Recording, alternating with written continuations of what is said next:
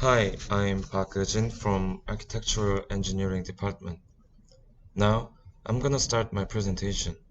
In House in a Month project, I want to talk about modular floating structure, especially about its enclosure, the lower part of floating structure. Nowadays, building something on the ground causes a lot of problems. In Seoul, there are high density of buildings and population. For these reasons, there are attempts to utilize the space on a roof, but even this is limited. Also, excessive earthwork weakens the ground, causing many accidents. Furthermore, with the above reasons, noise, dust, and quake from construction site emerge as a big problem among people. So, what do I think as a solution is flooding structure. Hangang is big and has a lot of space.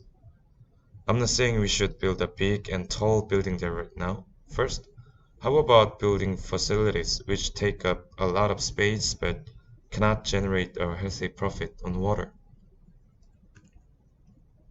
First, I think we should know about flooding structure exactly. Flooding structure refers to installation of a flooding enclosure on water and construction on it.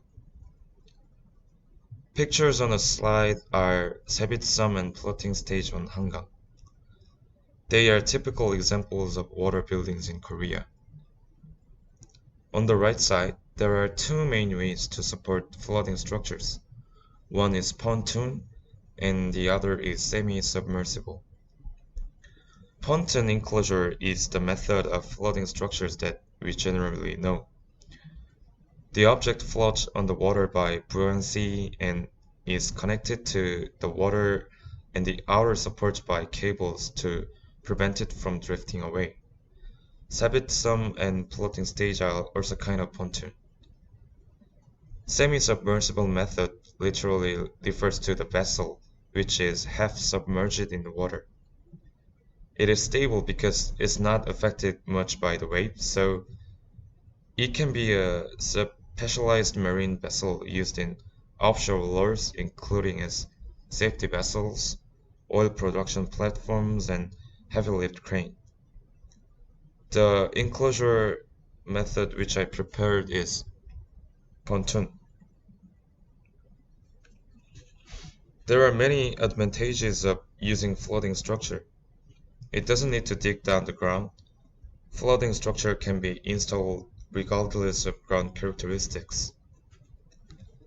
And the impact on an ecosystem is small. Also, it is convenient to move because it floats on water. In addition, floating structures have high seismic resistance and can be installed in any depths of water. Floating structure is emerging as an alternative to existing architecture, but there are still some problems to be solved. Maintenance of them is relatively expensive, and the structural life is relatively short. Furthermore, in Korea, there are many restrictions by the law and institution on floating structures. The last thing is the launching method is difficult. The word launch, to launch a ship or a boat means to put it into water, often for the first time after it has been built.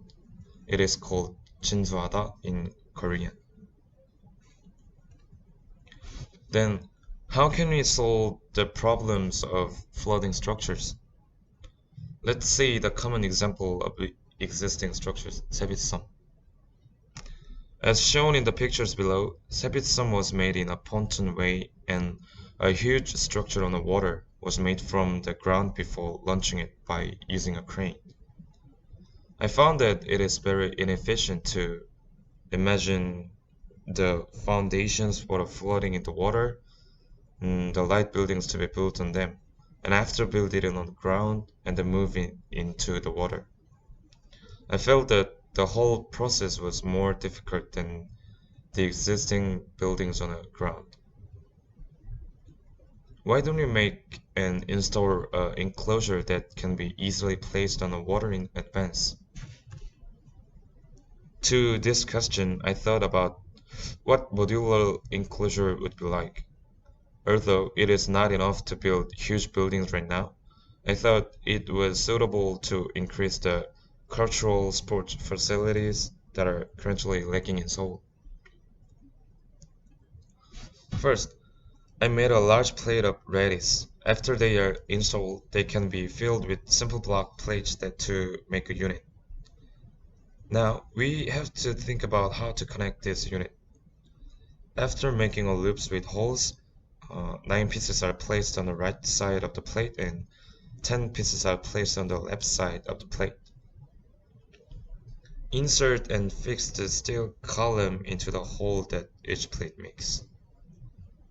The production of a plate and how to connect them are simple.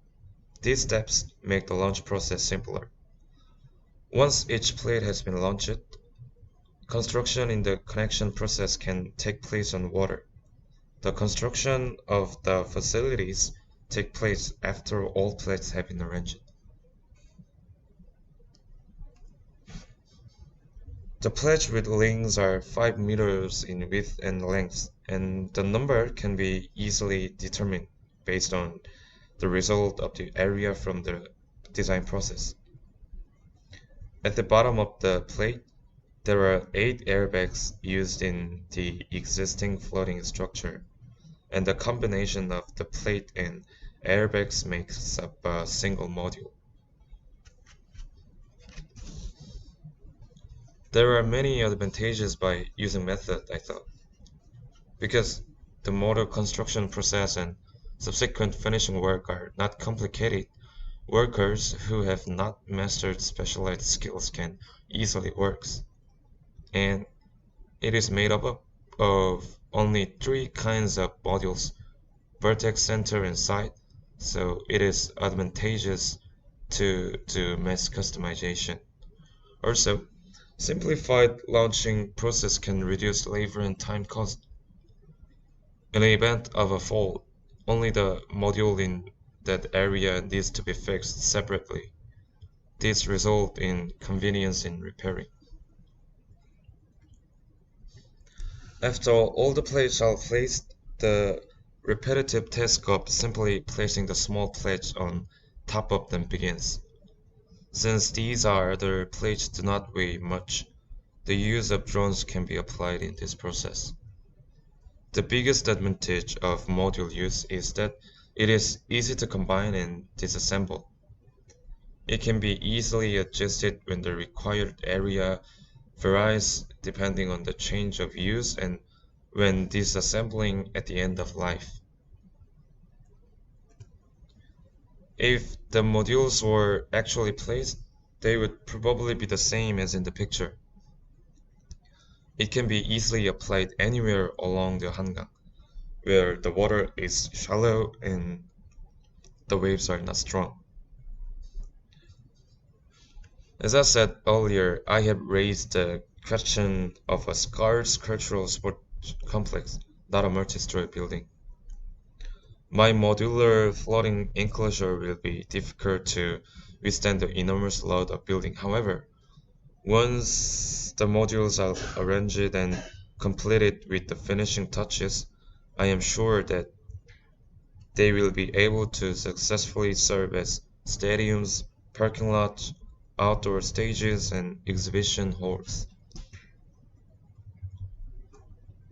This is the end of my presentation, and those are references.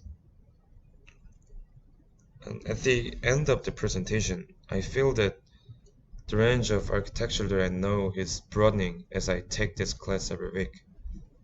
Through this House in a Month project, I was able to access numerous examples and types of floating structure while looking into numerous materials. Although I feel very sorry for the lack of content delivery, Rhino and Photoshop skills, I was glad to deal with various tools that I ignored because I was an architectural engineering student. Thinking about how to incorporate those things I investigated into smart architecture, I thought I should constantly consider about how the knowledge I have learned, now I'm learning, and I will be used in the future. Thank you for listening to my presentation.